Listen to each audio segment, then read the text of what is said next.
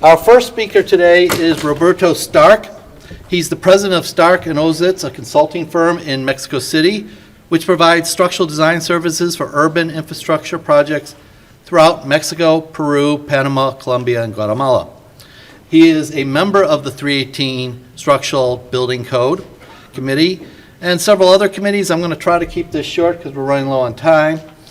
He received his BS in civil engineering from the National University of Mexico in '81, his MS and PhD from the University of Illinois, Urbana-Champaign. That was the same time I was down there, so we must have had classes. I had more hair then, if you're trying to recognize me. Today, he's going to be speaking on how concrete is pushing Mexico to new heights. Without further ado. Thank you, Larry. And it's my honor to be here presenting this project. Okay, yes. Here to you. This was, this is the tallest building in Mexico, and for far it was the tallest. After we had probably the tallest was 100 meters lower than this one, like 300 feet difference. This is a picture of Mexico City in the late 60s, where we had this building, which is called the Latinoamericana Tower. In that time, it was the tallest building in Latin America. It was a steel structure, of course, because in that time we didn't have the technology to do that tall building. And also, it was the tallest building in the world, being set in the in the high seismic zone. This was designed by Leonardo Sebart, and it was consoled by Professor Newmark that time. Here's the tower. It was 140 meters tall. And this is how the city looks like nowadays. And we don't have too many tall buildings. We just started that, and that's why we have so many congestion and traffic problems. If we see in Monterrey, because the building that I will be describing is in Monterrey, the second largest city in Mexico, you see also the picture that we are very, I will say, flat or low-rise structures. And by the way, these two buildings were developed by the same developer as the Torre Koi that I will describe. This is kind of the trend of the tallest building in Mexico, that probably this is the Pemex, a steel structure that in one time was the tallest building, and then Torre Mayor that was built in 2003. That was also the tallest building, that time 225 meters tall, but it was a composite structure. And then this is the Torre Koi. For far is the tallest. This one is under construction, it's up to here, and it took more than twice the time that it took Torre Koi. So here's the main issues about Torre Koi. The owner is Internacional de Inversiones. The architect was BFO. That the master plan was done by HOK, but after HOK left Mexico, Mexican operations, then a BFO that used to be architects that worked for HOK, they finished the project. The structural design was done by Thornton Tomasetti and us. The height is 279.5 meters, and the area is 85,000 square meters. We have 69 total floors, 9 stories of parking, 3 lobbies at different places, because this is a mixed-use project. As you can see, Torre Koi, even it's within a project, an entire project, it's called BAO. They have 2 residential towers, which the tallest is 42 stories, and an office place, and the commercial part. This is very typical nowadays in Mexico to do these mixed-use projects, and we have different in different places. it has 20 office floors and 36 residential floors, 2 mechanical floors that essentially we use for the outriggers, and 1 amenity floor.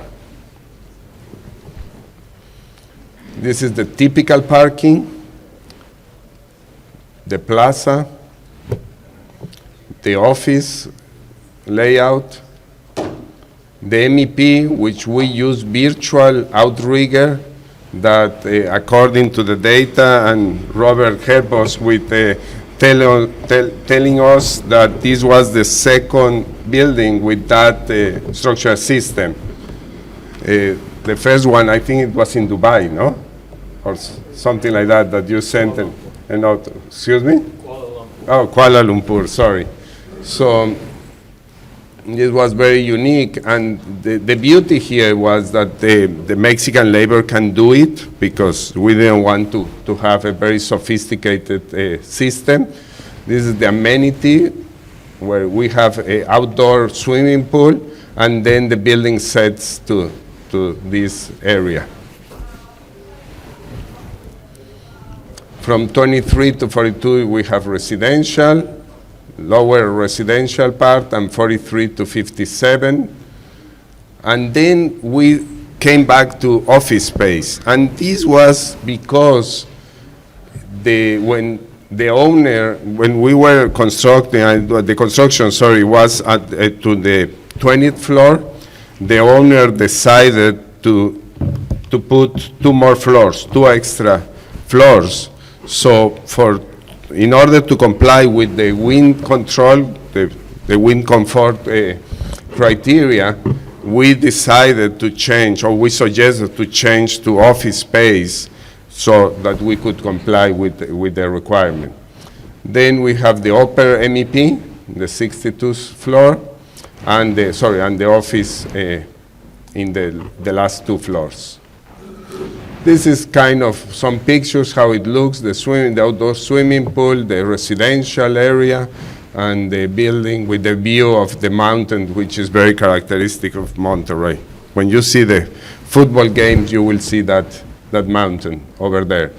The structure, the foundation was the pile-supported mat foundation, columns reinforced concrete. Parking was post-tension waffle slab, and why waffle slab, and then the rest is flat slabs, because we want to coincide and to match what it was existing in that time, with the other part of the project. The residential floors, it's post-tension, flat slab, lateral floors, reinforced concrete core, with 2 outriggers, 2 virtual outrigger system.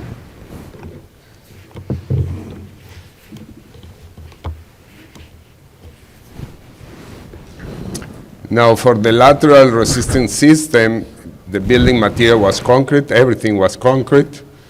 The loads, it's moderate wind and seismic. The serviceability criteria was L over 500, 25 milli-G, 10-year wind acceleration for office, and 18 for residential. The building aspect was 5.2 to 1, 6.6 to 1. The core aspect ratio was 10.4 to 1, and in the east-west direction, and in the north-south direction was 18.9 to 1.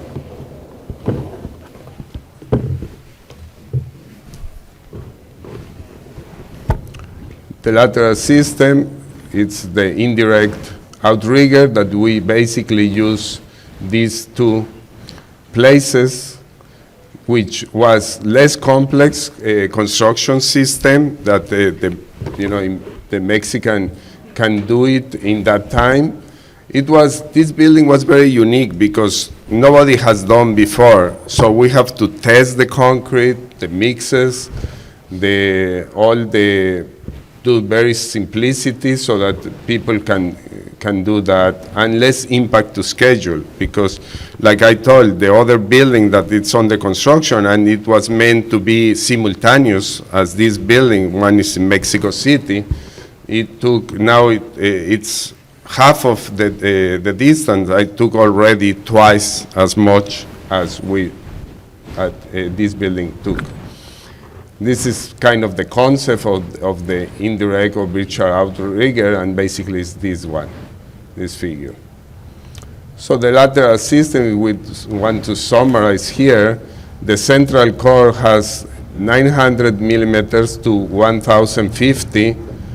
Then I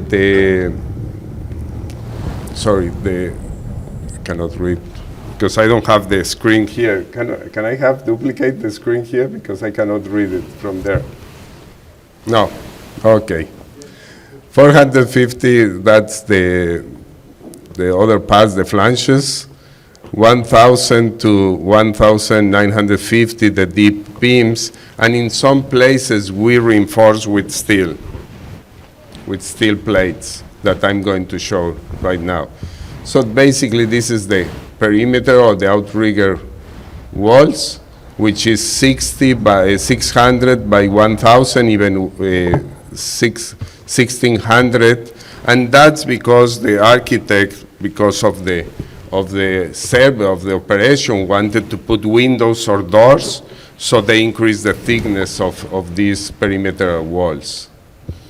The diaphragm in the outriggers were 30 centimeters or 300 millimeters thick, and in that top one, we needed to put even high-strength concrete to support all the shear forces.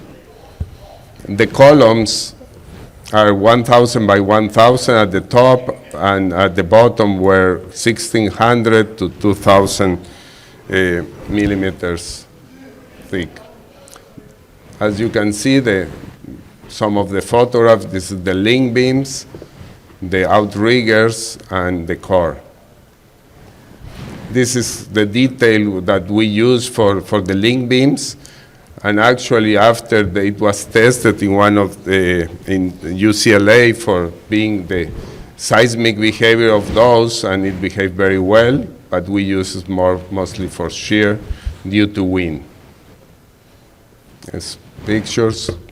The foundation is 4-meter thick mat supported by 1.5 diameter by 7 meters long. If that building would be constructed in Mexico City, probably we will go instead of 8 meters to 80 meters because we have a very soft clay, and we will be struggling. But here we could manage to do it with 7 meters. The volume of concrete were 7,500 for the mat foundation.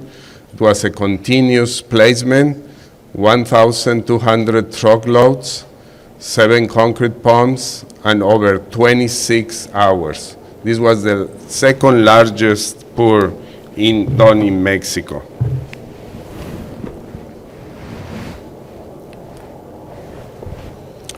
Now, how the outrigger system achieved a reduction of the core overturning moment.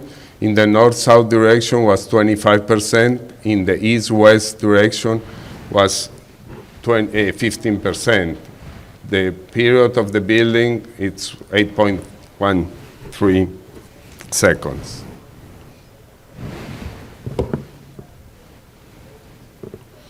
The floor system, as I described before, the parking is a waffle slab, 300 millimeters thick, post-tension. The office and residential was 250 millimeters thick, post-tension, and we have drop panels in the areas where we have longer spans. Here is the waffle, how it looks in the parking. This was the model, the Revit model, showed that. And the construction, the office, the residential floors, that actually after the wind tunnel test, we try of rounded the corners because in the first architectural scheme were orthogonal.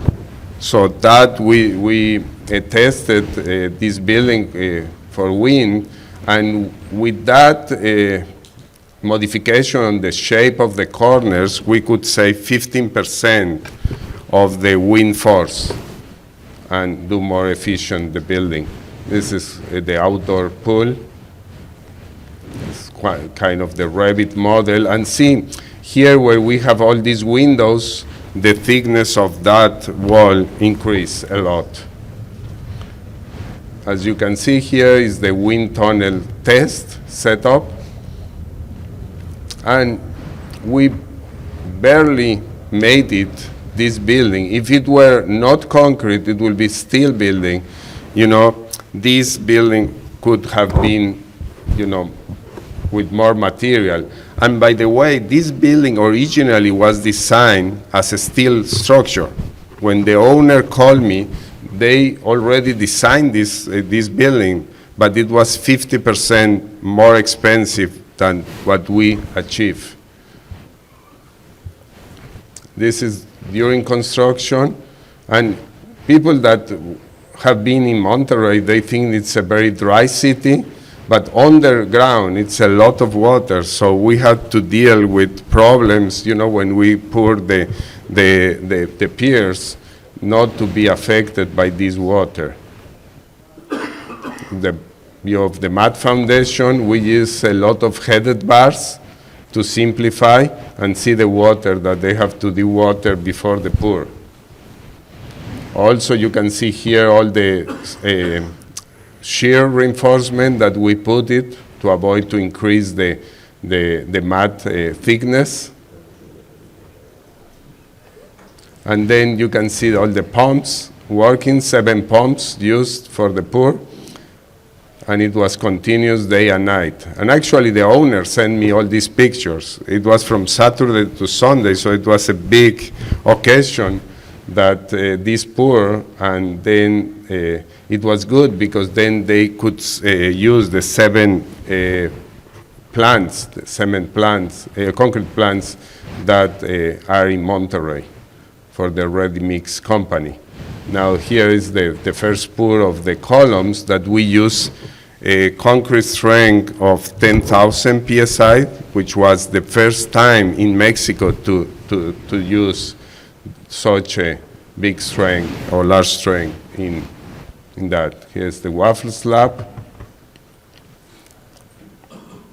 and how it started to grow the building here.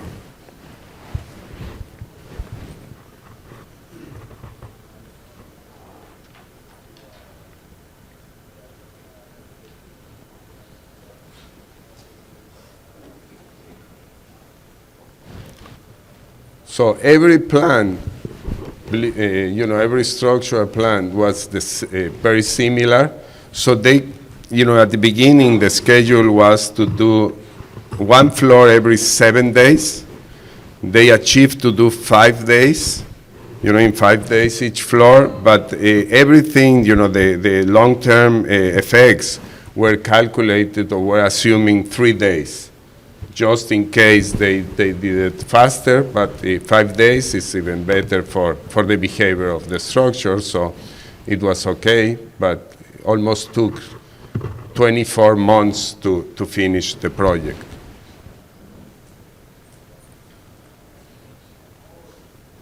And this picture was taken after the last pour that the owner decided to celebrate that and invite many people. And, you know, many women with top heels were climbing in the stairs, going to that part. So that's why I took this photograph. This was like 4 hours after they finished the last pour. And that was the view. And it was any protection. So, you know, if you want to see safety, it was nothing there. So if the wind will blow, we were down. So here is the last pour taken by the drone. So they started in the morning and they finished almost at night. And here was this last, and this is how it looks like. Then the last thing that I'm going to describe is the creep and shrinkage analysis that we perform. Because as you see, it's symmetric in this direction, but but in the other direction, is asymmetric here, and we were concerned that the building will bend in one side. So this was originally sent by the ready-mix company as the creep curve, but then they decided, actually that was volunteer, but the ready-mix, of course, they wanted to have everything correct. So they instrumented in 3 levels, 4 columns, to see the shrinkage and the creep in the building. So these are the 4 columns that they decided, and it was at the basement, and at 27 and 52 or something like that. So that's the instrumentation, how they measure. And also one thing that we tested almost we tested very careful all the cylinders, and the specification was to have the strength, the concrete strength, to the 91 days, except for the 28 days. So we use 91 for strength and 56 for a modulus of elasticity. So here, the 10,000 or 700 or 70 megapascal, which units do you want to use, we didn't reach at the 28 days, but it was not required, so we didn't care too much. But 56, it was just there. And of course, this was the first time done in Mexico. The ready-mix didn't want to take chances, so they used a little more strength that it was needed. Say for 600, they already have 650 in 28 days. And the modulus of elasticity, which we specify not the ACI values, but to use 10% more. And if you see the ACI expression, and this is the Mexico city, actually in Monterrey we use ACI as a code. And if you see from 3 days, 7 days, to 28 days, 56 days, and 91 days, all of them were higher than we needed. This is the actual deformation measured within time. The temperature of the concrete, this is in the 27,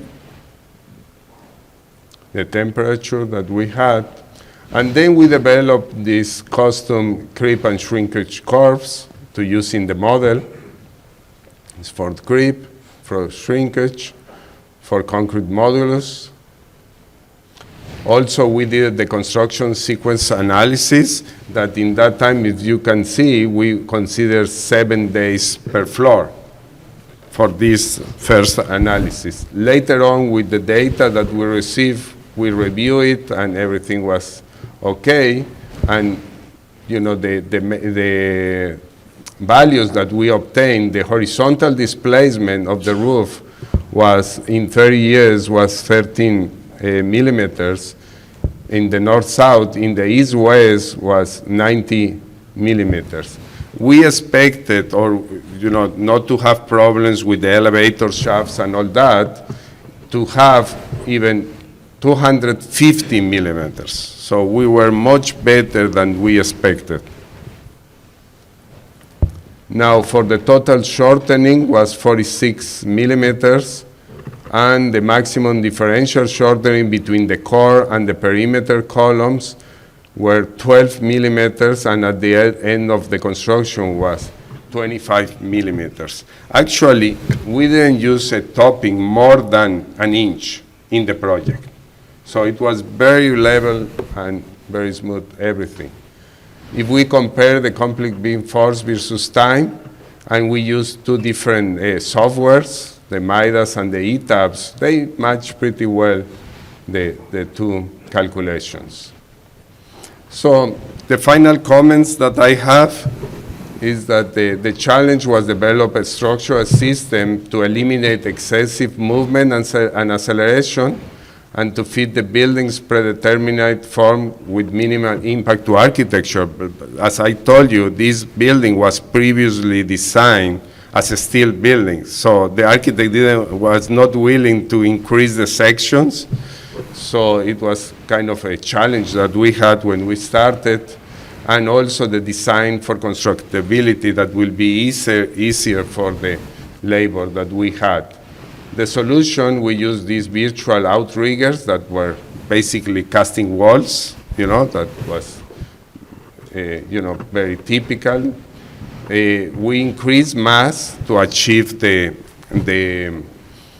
criteria, the peak acceleration criteria, I designing for local materials. So everything was local. We didn't use high strength reinforcement for this building because we didn't need it due to that the reinforcement ratio was very low. It was almost minimum everywhere. So we didn't have congestion in any place. With that, thank you and ready for questions.